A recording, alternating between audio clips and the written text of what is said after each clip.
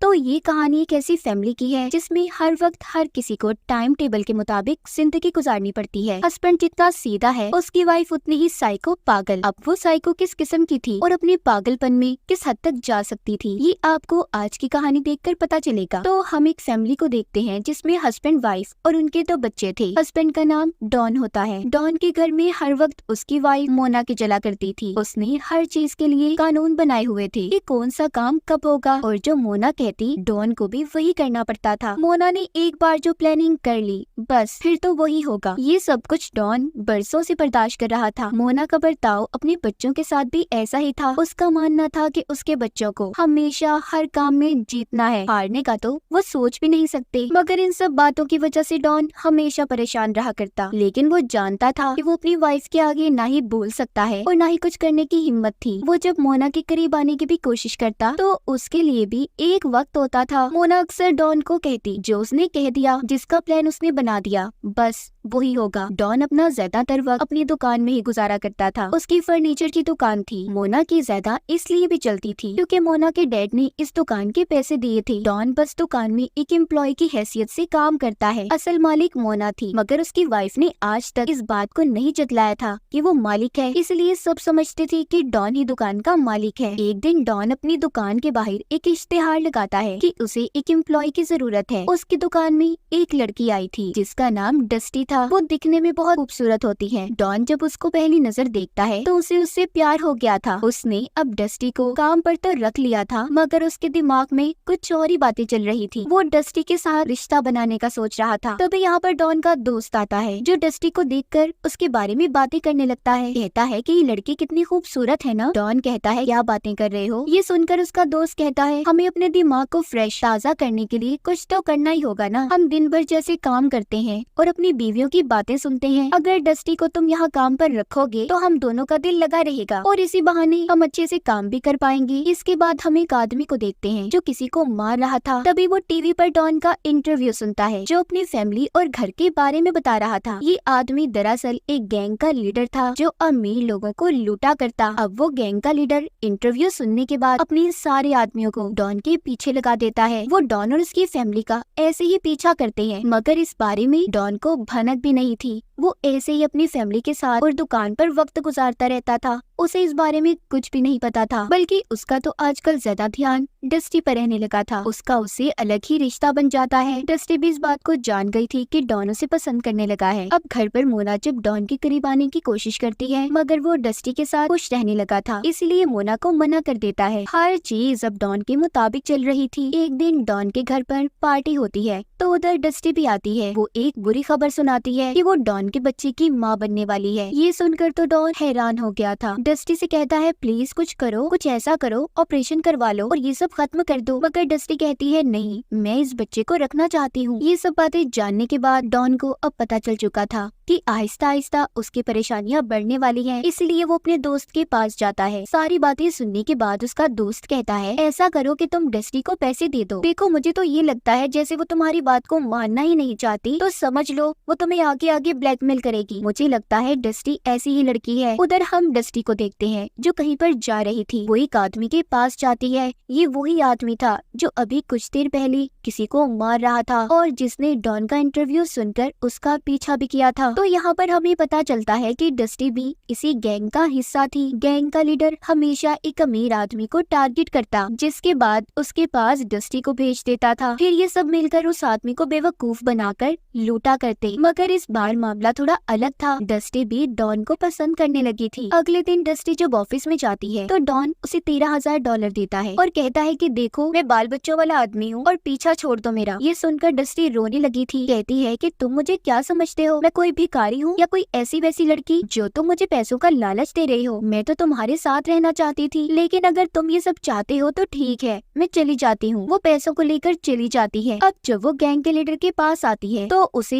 वो पैसे देती है, जिसे देखकर वो गुस्से हो गया था और कहता है कि तुम इतने थोड़े पैसे क्यों लाई हो। वो उसे डांट कर कहता है कि जल्दी तुम्हें उस आदमी से $25,000 लेने होंगे। इसीलिए अब डस्टी दोबारा डॉन को कॉल करती है और फिर उससे और पैसे मांगती है। ये सुनने के बाद अब डॉन की मुश्किलात दिन ब दिन बढ़ने लगी थी, क्योंकि डॉन के पास इतने पैसे नहीं थे। इसीलिए अब वो ये सोचता है कि उसे सारी बातें अपनी वाइफ मोना को बता देनी चाहिए, मगर उसे डर भी लग रहा था क्योंकि वो नहीं जानता था कि मोना क्या करेगी। फिर भी वो अपनी वाइफ को सारी बात बता देता है। पहले तो वो ये सब सुनकर बड़ी पुरसुकून नजर आ रही थी और एक एल्बम लेकर बेड के ऊपर बैठ जाती है। उसे देखकर ऐसा लग रहा था कि जैसे उसे किसी बात से कोई फर्क ही ना पड़ा हो। इसीलिए डॉन को अब मोना से डर लग रहा था। खैर वो बोल पड़ती है और डॉन से पूछती है, क्या अब भी तुम उस लड़के से प्यार करते हो? डॉन कहता है, नहीं, बिल्कुल नहीं, मैं सिर्फ तुमसे प्यार करता हूँ, बस तुम्हारे और अपने बच्चों के साथ रहना चाहता हूँ। मोना अपना असली रूप दिखाती है। वो डॉन को बहुत बातें सुनाती है। उसे कहती है, ये बात कभी मत भूलना, आज तुम जो कुछ भी हो बस मेरी वजह से हो, वरना उसके पास ना ही ये आलीशान घर होता और ना पैसे। मोना कहती है, ठीक है, मेरे पास एक आइडिया है, तुम उस लड़की को कॉल करो और पूछो उसे क्या चाहिए। अब जब डॉन उसे कॉल करता है, डस्टी से पूछता है कि तुम्हें अब और क्या चाहिए। वो कहती है, मुझे और $20,000 चाहिए। ये सुनकर डॉन ने कॉल को बंद कर दिया था। मोना ये सुनकर डॉन से कहती है, देखो ये लड़की तुम्हारा पीछा कभी नहीं छोड़ेगी, इसीलिए तुम्हारे पास दो रास्ते हैं, या तो इसे मार दो, अगर ऐसा कुछ नहीं कर सकते तो मुझे डाइवोर्स दे दो, जिसके बाद तुम्हारे पास कुछ भी नहीं रहेगा, ना ही शानो शौकत और ना कभी बच्चों से मिल पाओगे। ये बातें सुनकर डॉन सोच में पड़ गया था, क्योंकि वो किसी को भी मारना नहीं चाहता था। मोना उसे इस तरह अब परेशान करती रहती है कि वो क्या करेगा। एक दिन वो उसके ऑफिस जाकर उसे एक दवा देती है। कहती है, ये लो, ये तुम डस्टी को पिला देना, क्योंकि वो जानती थी कि आज रात वो डॉन से पैसे लेने आने वाली है। मगर डॉन को इस बात से अब डर लग रहा था। खैर फिर भी वो दवा लेकर डस्टी से मिलने चला जाता है। वो उसे अब एक ड्रिंक में शामिल कर वो दवा पिला देता है। डस्टी जैसे ही ड्रिंक को पीती है, उसे चक्कर आने लगे थे और बेहोश हो जाती है। तभी उधर मोना भी आ जाती है। कहती है, डॉन इसे उठाओ और अपने घर लेकर चलो। डॉन भी मोना की बात को मान रहा था और उसे लेकर घर आ जाता है, मगर वो अभी भी होश में थी। डॉन को बहुत डर लग रहा था, मगर वो इस बात से ज्यादा डरा हुआ था कि उसकी वाइफ डस्टी के साथ क्या करने वाली थी। खैर अब मोना डॉन को कहती है, जाओ जाकर हथौड़ा लेकर आओ। डॉन जब उसे लेकर आता है तो मोना कहती है, इसे डस्टी को मारो और बेहोश कर दो। ये सुनकर डॉन कहता है, नहीं, मैं ऐसा नहीं कर सकता। वो कहती है, ये काम तो तुम्हें ही करना पड़ेगा डियर, आखिर चक्कर भी तो तुम्हारा ही था ना इसके साथ। लेकिन डॉन ऐसा नहीं कर पाता। अब मोना डॉन के हाथ से हथौड़ा लेती है और उसे डस्टी के सर में देकर मारती है। वो पहले ही वार से मर चुकी थी, मगर अभी भी मोना का दिल भरा नहीं था। वो डस्टी की लाश को उठाकर गैराज में ले आती है और उसकी लाश के टुकड़े टुकड़े कर देती है। थी ना मोना साइको, उसने उसके जिस्म को हजारों हिस्सों में बांट दिया था। ये सब कुछ देखने के बाद डॉन को उल्टियाँ आ रही थी, क्योंकि ये मंजर उसके लिए बहुत ही भयानक था। वो सोच भी नहीं सकता था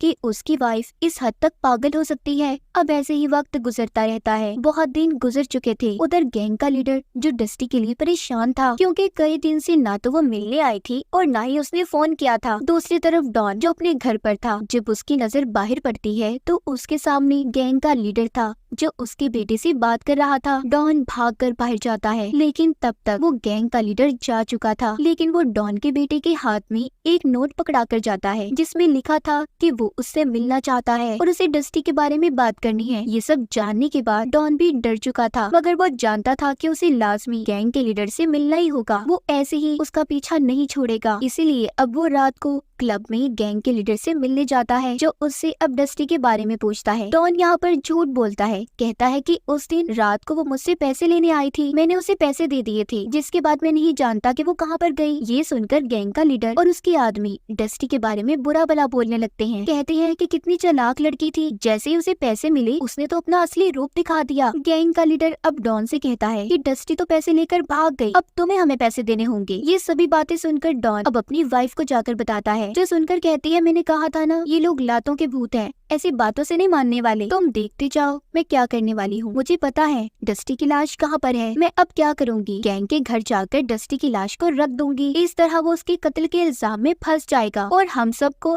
इससे निजात मिल जाएगी। अब ये दोनों ऐसा ही करते हैं। मोना उस गैंग के घर जाकर डस्टी की लाश के टुकड़ों को फ्रिज में भर देती है। लेकिन जब मोना ऐसा कर रही थी तो तभी इधर गैंग के लीडर का एक साथी आ जाता है, और वो भी एक लड़की के साथ। लेकिन तभी गैंग के लीडर के साथी को शक होने लगा था कि यहाँ पर कोई है। अब वक्त मोना को भी ये बात पता चल गई थी कि अगर उसे उसके बारे में पता चल गया तो वो उसे पकड़ लेगा, इसलिए पहले ही वो उनके किचन से चाकू को उठाकर लाती है और पीछे से लीडर के साथी पर हमला कर देती है, जिसके बाद वो वहाँ से चली गई थी। लेकिन लीडर का साथी अभी भी जिंदा था और अपने लीडर को कॉल कर देता है कि यहाँ पर सब क्या हुआ। दूसरी तरफ मोना बाहर निकलकर पुलिस को भी सब बता देती है कि गैंग के लीडर के घर में कुछ चल रहा है। अब पुलिस भी वहाँ से निकल गई थी। तभी कुछ देर के बाद गैंग का लीडर अपने घर आ जाता है। वहाँ पर उसे अपने साथी की लाश मिलती है जिसको मोना मार कर गई थी, इसीलिए वो बहुत ज्यादा परेशान हो गया था। अब जैसे ही वो पानी पीने फ्रिज को खोलता है तो उसमें से उसे डस्टी की भी लाश मिलती है जो काट कर टुकड़ों में रखी गई थी। गैंग के लीडर को समझ नहीं आता कि वो करे तो क्या करे। तभी उसके घर के बाहर पुलिस भी आ जाती है जो उन्हें बाहर आने का कह रही थी। गैंग के लीडर का एक और साथी बाहर नहीं जाना चाहता था, इसलिए वो फायरिंग करने लगता है क्योंकि वो जानता था कि अगर वो बाहर गया तो पुलिस उसे पकड़ लेगी। तभी पुलिस वाले उसे एक गोली मार देते हैं। अब गैंग का लीडर एक छोटे रास्ते से छुपता छुपाता घर से बाहर निकल जाता है। अब हम डॉन को देखते हैं जो इन सब बातों से परेशान था। एक दिन अपनी वाइफ मोना से पूछता है कि तुमने ये सब आखिर कैसे कर लिया, इतनी आसानी से तुमने डस्टी के टुकड़े कर दिए, ये सब काम करते हुए तुम्हारा दिल नहीं काम पा। ये सब सुनकर मोना अजीब बर्ताव करने लगती है और पागलों की तरह कहती है मैं ठीक हूँ, आइंदा तुम मुझसे इस किस्म का सवाल कभी मत करना, और अब अगर तुमने मुझसे ये सवाल पूछा तो मैं तुम्हारी भी ये हालत करूंगी जो मैंने डस्टी की थी। अब डॉन को समझ आ गया था कि वो चाह कर भी मोना को नहीं छोड़ सकता, उसे अपनी सारी जिंदगी अपनी इस साइको बीवी के साथ गुजारनी थी। अगर इसने इसे छोड़ा तो ये भी मारा जाएगा। अगले दिन डॉन के घर में पुलिस आती है जो बताती है कि हमने डस्टी के कातिलों को पकड़ लिया है, मगर उनमें से गैंग का लीडर अभी भी गायब है। वो तुम्हारी एम्प्लॉय थी ना, और हमने सुना है रात को भी वो तुम्हारी दुकान पर आया करती थी। ये सुनकर डॉन घबरा जाता है। पुलिस ऑफिसर से कहता है कि हाँ, उसके साथ मेरा अफेयर चक्कर था, प्लीज इस बारे में मेरी वाइफ को कुछ मत बताइएगा। तभी वहाँ पर मोना जाती है जो पड़ोसियों के डॉग को पकड़ कर ला रही थी क्योंकि वो उसके घर के अंदर चला गया था। मोना उस डॉग को उसके मालिक को वापस करते हुए कहती है कि आइंदा अगर ये हमारे घर पर आया ना तो मैं इसके टुकड़े टुकड़े कर दूंगी। ये सुनकर सभी हंसने लगे थे। एक दिन डॉन के बेटे की पार्टी थी, सभी बहुत मजे कर रहे थे। जब अंदर जाकर डॉन फ्रिज को देखता है तो उसे पता चलता है कि उसके अंदर तो उसके पड़ोसी के डॉग की लाश पड़ी है जिसको मोना ने मार दिया था। मतलब वो उस दिन झूठ नहीं कह रही थी, उसने सच में डॉग के टुकड़े कर दिए थे। ये देखकर डॉन बहुत परेशान हो जाता है। बाहर पार्टी में एक गेम चल रही थी मगर मोना का बेटा बार बार हार रहा होता है। अब जिस बच्चे से वो हार रहा था मोना उसके मॉम डैड की बहुत बेइज्जती करती है। ये सब खड़ा डॉन भी देख रहा था। अब उसकी बेटी अपने भाई से गेम की स्टिक लेती है और वही करती है जैसा मोना चाहती थी, यानी कि उसकी मॉम। ये देखकर डॉन सोचता है कि मोना तो ऐसे उसकी बेटी को भी अपने जैसा बना देगी और कहीं उसके मासूम बेटे को भी पागल न कर दे। डॉन अब प्लान बनाता है, उसे अब मोना के साथ नहीं रहना था। वो घर के अंदर जाकर बिजली की सारी तारें निकाल देता है ताकि जैसे ही कोई लाइट जलाए एक शॉर्ट सर्किट हो, और फिर गैस के सिलेंडर को भी खोल देता है ताकि लाइट जलाकर आग लगे और गैस फैलने की वजह से बड़ा सा धमाका हो। अब वो बाहर आ जाता है और मोना को बुलाकर कहता है कि डियर, क्या तुम मेरे खाने के लिए फ्रिज से कुछ ला सकती हो। इसलिए मोना जब अंदर जाती है तो डॉन बाहर आ जाता है क्योंकि वो जानता था कि अब ब्लास्ट होने वाला है। अंदर मोना जैसे ही लाइट के बटन को दबाती है एक बहुत बड़ा ब्लास्ट होता है जिसमें मोना की मौत हो गई थी, बिल्कुल वैसी जैसे डॉन ने सोची थी। इसी तरह वक्त गुजर जाता है। हम डॉन को देखते हैं जो अपने दोनों बच्चों के साथ एक आलीशान महल में हंसी खुशी जिंदगी गुजार रहा था। अब वो पहले से ज्यादा अमीर हो गया था। उसे अपनी वाइफ के मरने के बाद इंश्योरेंस के पैसे भी मिले थे। तभी बहुत खुश थे क्योंकि इन्हें अब किसी टाइम टेबल के मुताबिक नहीं चलना पड़ता। डॉन ने अपने साथ साथ बच्चों की जिंदगी को भी आजाद कर दिया था। अब जब ये अपने बच्चों को लेकर गाड़ी में जा रहा था तभी हम यहाँ पर गैंग के लीडर को देखते हैं जो उसका पीछा करता है। वो अपनी बाइक पर था। वो सब जान चुका था कि डस्टी को डॉन ने और उसकी वाइफ ने मिलकर मारा था, इसीलिए वो डॉन की गाड़ी के पीछे 2 गोलियां चलाता है। आवाज सुनकर ऐसा लग रहा था कि शायद उसने डॉन को भी खत्म कर दिया। ये चीज हमें नहीं दिखाई जाती। तो ये थी कहानी एक साइको वाइफ की जो हद से ज्यादा पागल थी, मगर कहीं न कहीं वो डॉन से प्यार भी करती थी। इसीलिए वो उसे धमकी दिया करती कि अगर वो उसे छोड़ कर गया तो वो उसे मार देगी। मगर मोना कहीं पर गलत थी। अगर सोचा जाए तो ऐसी जिंदगी कोई आदमी नहीं गुजार सकता जैसी मोना ने डॉन को दी। मगर डॉन ने भी मोना के साथ गलत किया, उसे मार दिया और आखिर में अपनी जान से भी गया। इसलिए कहा जाता है ना, जैसा करोगे वैसा भरोगे। तो इसी के साथ हमारी इस फिल्म की कहानी भी यहीं पर खत्म हो जाती है।